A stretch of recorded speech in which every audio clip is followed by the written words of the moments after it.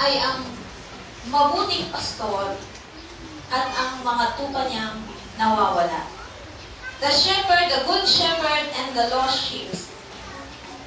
Sa banal na kasulatan, ay meron tayong mababasang talinghaga o parable tungkol sa isang mabuting pastor at ang kanyang kanyang mga nawawalang tupa. At sa isang parable na yon, ipinakita kung gaano kahalaga ang isang ang isang tupa.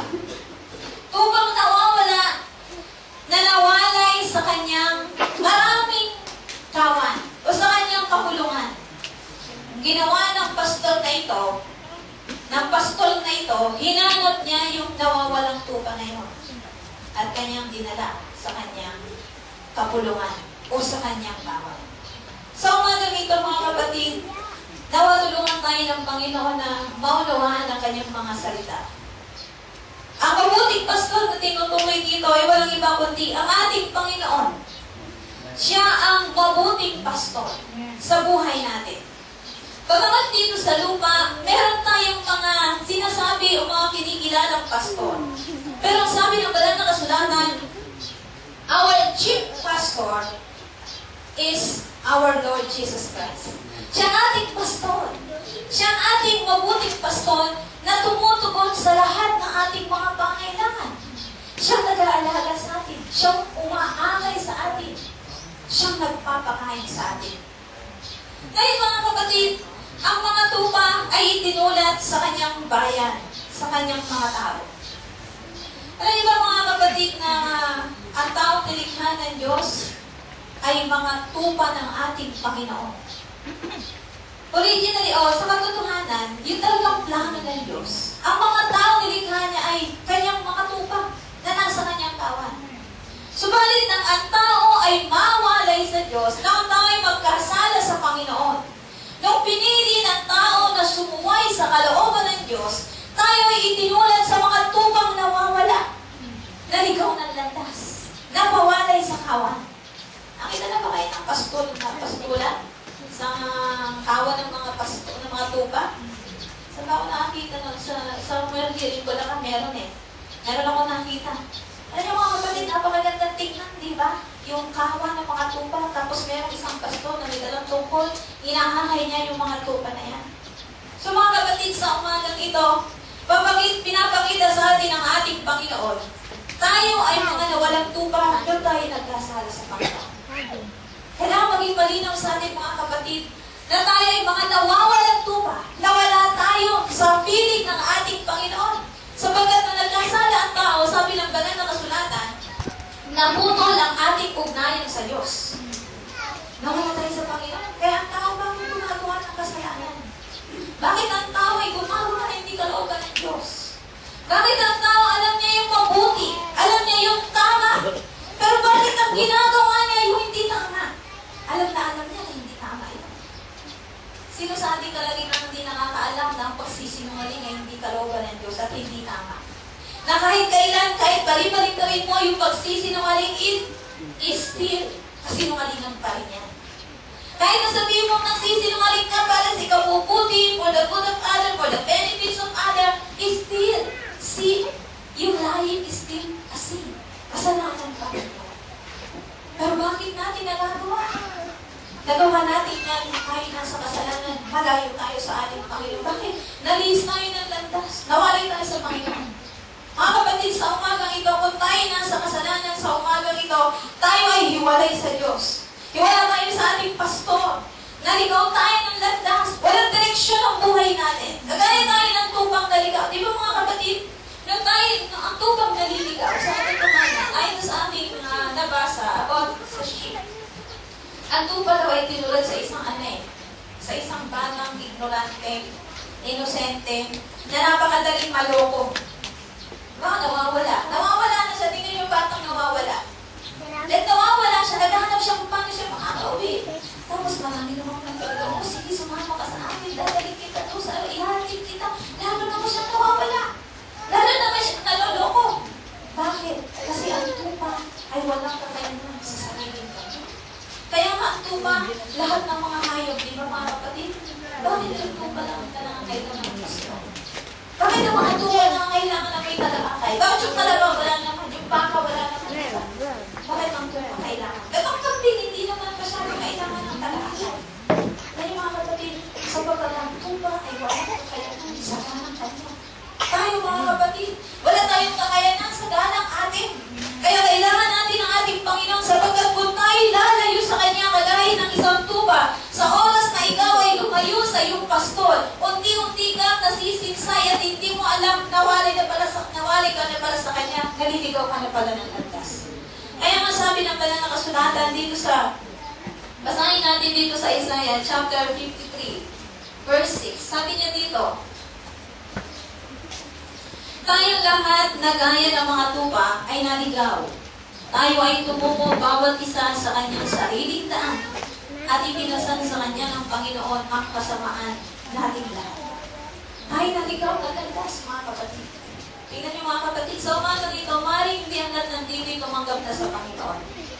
Pero nung tayo nasa kasalanan, pagpalayo tayo sa Panginoon, nung pa nga panahon na hindi pa natin nakikilala ang Panginoon, tanungin tayo, alam mo ba kung saan mapupunta? Anong sagot natin? Hindi ko alam. O kaya yung iba naman, alam niyang naliligaw siya. Nung tayo nasa kasalanan, meron bang desire yung puso natin na sumamba sa Diyos? Meron bang pagnanasa ang puso natin na magbasa ng Biblia? Meron ba tayong pagnanasa na hanapin ang Diyos sa buhay natin? Sa katotohanan, hindi. Naligaw tayo ng landas at nagkanya-kanya tayo ng daan. At sino gusto natin na susunod sa buhay natin? Sarili natin, di ba? Kahit papangalangalan ka ng mga magulang mo, hindi tama yan, hindi kalooban yan, hindi matuwid yan.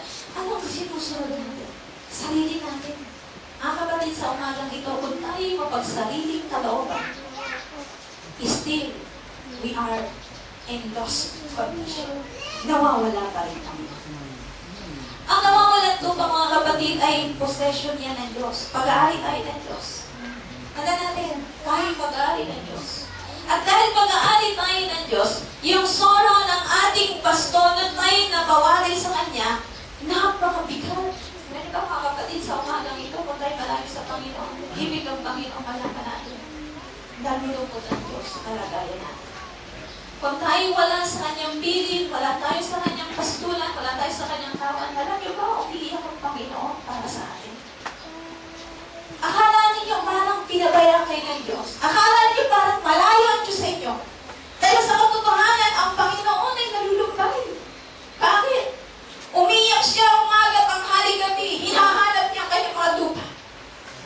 Hinahanap niya, alam niyo ang pastor, pag nawawalan ka ng tupa, meron niyang pito. Pumipito yan. Hinahanap niya yung kanyang mga tupang nawawalan. Ganon siya katsagang naghahanap. At sa umaga ito mga kapatid, ang ating Panginoon, ang ating pastor, is still in searching for the lost sheep. Ano ang kanyang motibo sa kanyang paghahanap? Ang motibo ba niya, hahanapin ko itong ating tuba na ito para paluin ko ito, para hampasin ko ito dahil matigas ang ulo, lumalayo sa akin, iniiwanan ako. Hindi mga kapatid. Ang purpose ng Panginoon sa kanyang paghahanap, para hanapin. Para sa panahong ang tupang ito nung nawawala na hindi nakakadama ng comfort, na hindi nakakadama ng peace, na hindi nakakadama ng kalinga. The moment na matagpuan niya ang tupang ito, yayakapin niya ito. Ipapadama niya lahat ng comfort na hindi niya naranasan. Lahat ng kapayapang hindi niya naranasan noon. Yun ang gagawin ng ating Panginoon. At gagawin niya sa kanyang pastulan para papanin ang pagkain hindi niya nakakain nung siya'y malayo sa kanya. Yun ang motive. So mga kapatid sa umaga ito, tayo mga nawawalang tupa na hinanap ng Diyos. Alam niyo ba mga kapatid, tayo nawawala sa Panginoon? Hinanap ba natin siya? Sa totoo lang hindi. Sabi ng banal na kasulatan, sapagkat ang lahat ay nagkasala, walang humahanap sa Panginoon. Kaya hindi natin hinanap ang Panginoon. Although mayroong longing sa puso natin, ang isang tao mga kapatid na malayo sa Panginoon, meron niyang longing. Kaya kahit anong ibigay mo dyan, hindi yan tunay na magiging maligaya. Ang tao wala sa Panginoon, bigyan mo yan ng milyon, bigyan mo yan ng kasagadan sa buhay, lahat ng pleasure of this world, maranasan niya, may kulang pa rin sa buhay niya. Tandaan niyo yan. Kaya sa umaga ito na naririnig natin ang salita salita ng Diyos. Huwag nating biruin ang kalagayan natin. Huwag mo sabihin masaya ka sa kalagayan mo kung hindi mo pa tinanggap ng Panginoon. Huwag mo sabihin successful ka sa iyong career, sa iyong hanap buhay. Natupad mo na lahat ng pangarap mo, maginhawang kalagayan mo sa buhay, pero kang maligayang pamilya, still there is something missing in your life hanggang walang Panginoon sa buhay natin. Bakit nawawala pa rin tayo? Nawawala pa rin tayo. Kaya tao, pagkat meron yung mga tinatanggap, kaligaya lang yan, magbago. Pero babala na yan, bayon-bayon, lalangkot ko. Nalilingin natin yung mga pagkakuan ng tumangkos sa Panginoon. Na sila'y malayo sa Panginoon. Walang peace of mind. Pag-higa mo sa gabi, hindi mo alam na magigising ka pa. Isang matatikmala na nag-backslide. Kinakausap ko siya, sabi ko, kumusta ka ngayon? Eto, walang kapayapaan. Sa pinlalabas ako ng aking bahay, hindi ko alam kung makakauwi pa ako ng buhay. Walang kapayapaan. Dahil yung mga kapatid, totoo yun.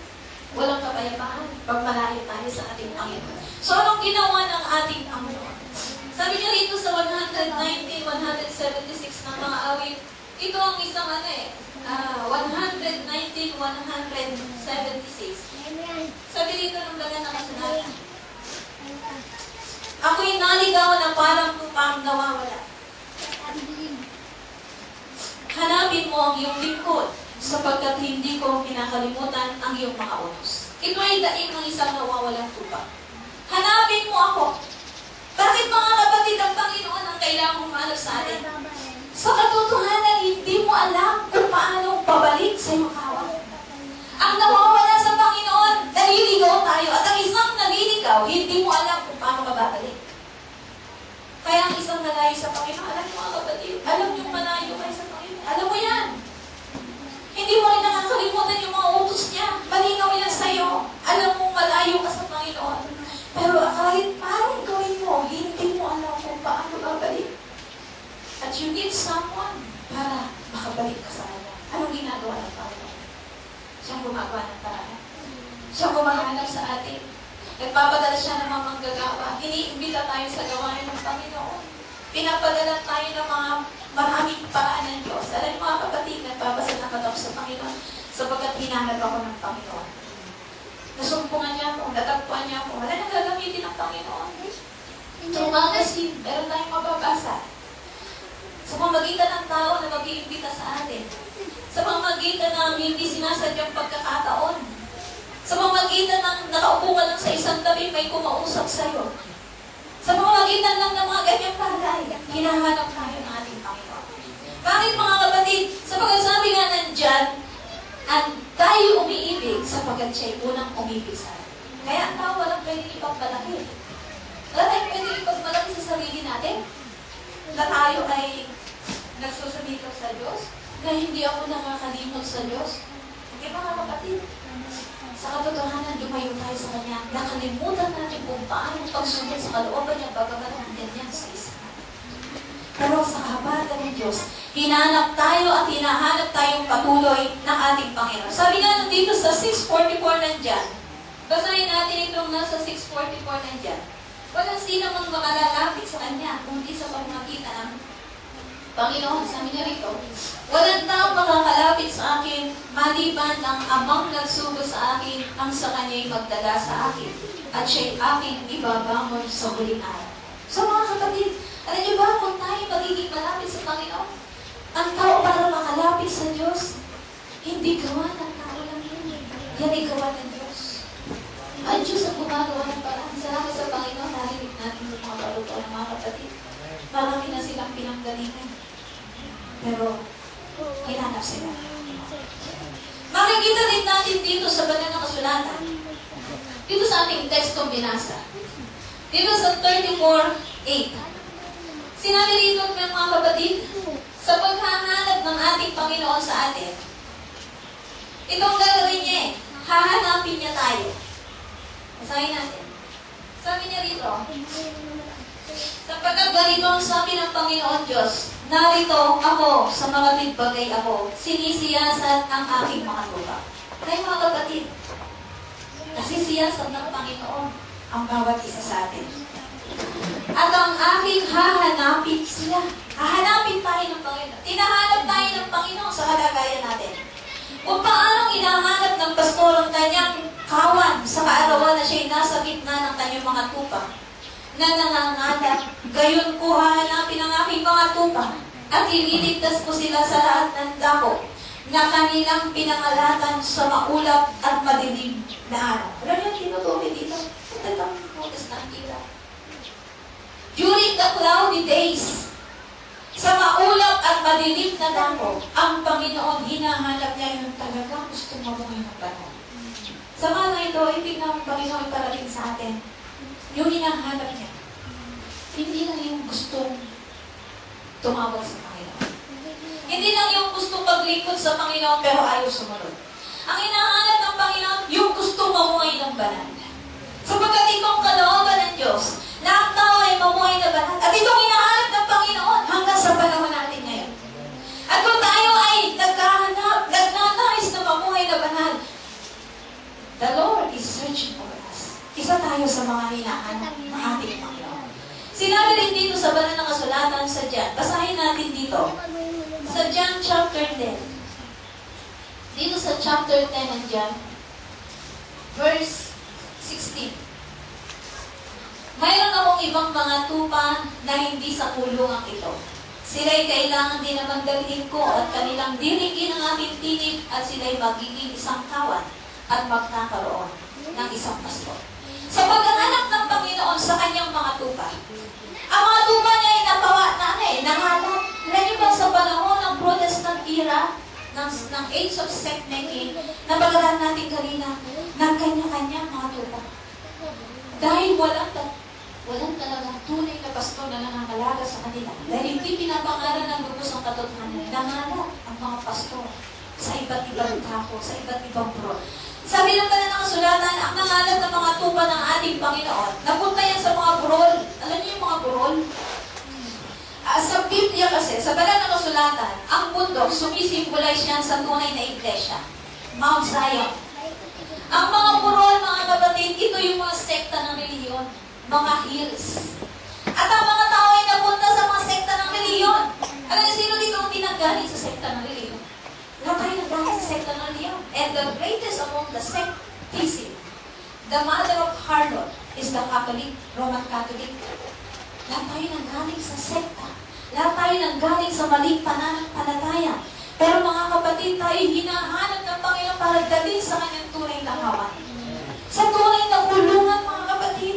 Dahil gusto ng ating Panginoon, mapakain tayo ng talagang pagkain na magpapalusog sa atin para makapanatili tayo sa karapat dapat na mga tupa ng Diyos. Kaya kung marinig natin ang tinig ng ating pastor, mga kapatid, pakinggan natin. Sumunod tayo. Bakit hinahanap tayo ng ating Panginoon? Sa umagang ito, mga kapatid, sinasabi ng banal na kasulatan, basahin din natin ito para makita natin na nasa banal na kasulatan ito. Dito sa Jeremiah chapter 23, basahin din natin dito sa 23 verse 4. Ano yung sinabi ng 23 verse 4 ng Jeremiah? At ako'y maglalagay ng pastor sa kanila. Pagkakatili sa kanila. At hindi na sila matatakot o manlulukoy pa o kukulangin ang sino man sa kanila, sabi ng Panginoon. Pag tayo nakuha na ng Panginoon at naisama na sa kanyang kawan, alam niyo mga kapatid, bibigyan tayo ng Panginoon ang pastor na mga dalaga sa atin. Ang mga pastor, mga kapatid, na nangalaga at sa mga nakasinsay na mga tupa, sila'y nangalad. Bakit ang kanilang pastor ay mga upang? Basahin natin dito sa John. Sabi niya dito sa John chapter 10. Sabi niya dito sa chapter 10 ng John. Ako ang mabuting pastor. Verse 11. Ibinibigay ng mabuting pastor ang kanyang buhay dahil sa mga tupa. So ang Panginoon tinutukoy dito. Ang nagpapaupa ay hindi ang pastor na hindi may-ari ng mga tupa. Ay nakikitang dumarating ang lobo at pinapabayaan ng mga tupa at tumatakas at inaagaw sila ng lobo at ipinangangalat. Siya'y tumatakas sapagat siya'y upahan at hindi ipinagmamalasakit ang mga tupa. Ako ang sariling akin at ang sariling akin ay nakikilala ako. Tingnan niyo mga kapatid ng Panginoon. So, merong pastor na upahan. Merong pastor na hindi mabuti. Ang Panginoon siyang mabuting pastor. Pero sabi niya dito, ang upahan ay tumatakas. Mga kapatid sa umaga dito, kumusta tayo? Nasa pangangalaga ba tayo ng upahang pastor? Nasa pangangalaga tayo ng mabuting pastor. Mga kapatid, ang mga pastor na maraming nangangaral sa panahon natin ngayon, mga kapatid, sa dami-dami ng mga nangangaral, sabi niya rito, ang mga pastor ay upahan. Ay, alam niyo, ang tunay na sinugo ng Panginoon na pastor, hindi upahan. Kaya ang mga pastor, tunay na Panginoon na pastor ng Panginoon, they are not after the money. Hindi sila sinusweldohan. Hindi sila inuupahan. Yes, there are times na sila binibigyan ng love offering. Sinusuportahan sila. Bakit? Paano naman silang pabubuhay kung wala silang suporta? Kung hindi na sila nagtatrabaho full time. Deserving silang tumanggap ng support. Pero ang tunay na pastor ng Panginoon, hindi siya gumagawa dahil sa upa. Bakit? Pag dumating ang lobo, tatakas yan, tatakbo yan. At yan ang ginagawa ng maraming pastor sa sanlibutan ito. Basta binibigyan ka lang ng pera, basta maganda lang ang tithes mo, basta nagbibigay ka para sa church, kahit na gumagawa ka ng kasalanan, kahit malayo ka na sa Panginoon, you're still in good condition sa sekta na yan. Pero sa Church of God, the membership, hindi yung kung gaano ka nagbibigay. Although kailangan natin ng pera sa iglesia, alam nyo, kaya nga tayo mahirap. Kaya nga ganito lang pabigyan natin. Wala tayong maraming pera. At hindi tayo naghahanap ng mga pupang para magbigay ng pera.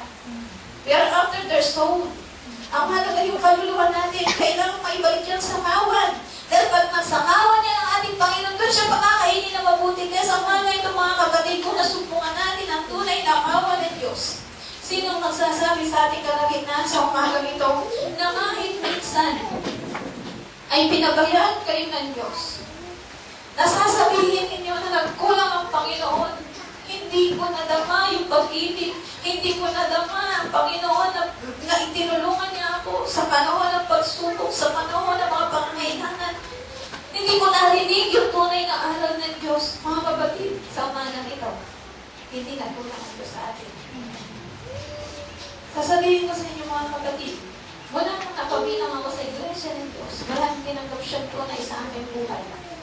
Hindi mo namin nang nakulang ang Panginoon na aking pastor sa aking buhay. Sabi nga na isang kapatid sa Galiki, bakit kayo tumatalikod sa Panginoon?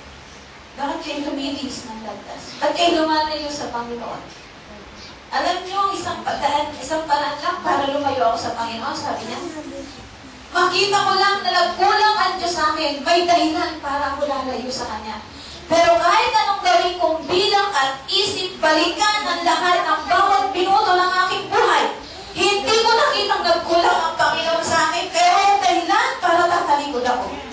Kaya sa umagang ito, kung lumalayo tayo sa Panginoon, nalilis tayo ng landas, na hindi tayo makasunod na lubusan sa Panginoon, na hindi natin mapanatili ang ating landas sa ibig ng ating Panginoon. What's wrong with our pastor? Anong kulang sa Panginoon? Sabihin niyo nga, nagkulang ba ang Panginoon? Tayo ba ay pagkulang sa Kanya? Kanyang kabuti ang Panginoon. Kanyang kabuti ang ating pastor. Marami tayong pagkukulang sa Kanya.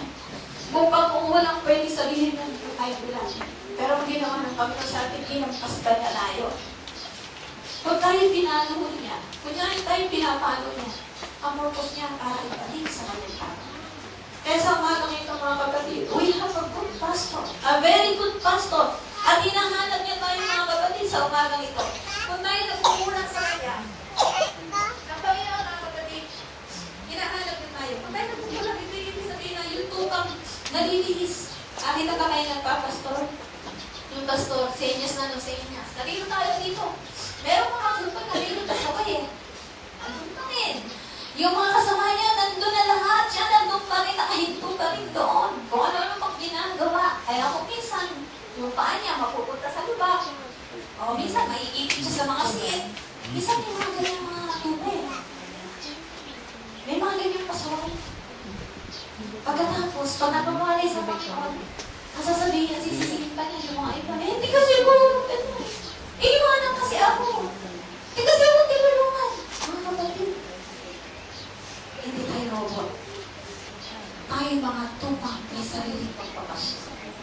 Tandaan natin mga kapatid, hindi tayo nilikha ng Diyos na robot. Na ibabas at iaasa na lang natin lahat ng desisyon natin sa ating pastor na sasabihin natin, pag gusto ng Panginoon, maging tapat ako, magiging tapat ako. Pag gusto ng Panginoon, wag akong magkasala, hindi ako magkakasala. Mga kapatid, we have our own choice. Meron tayong papel.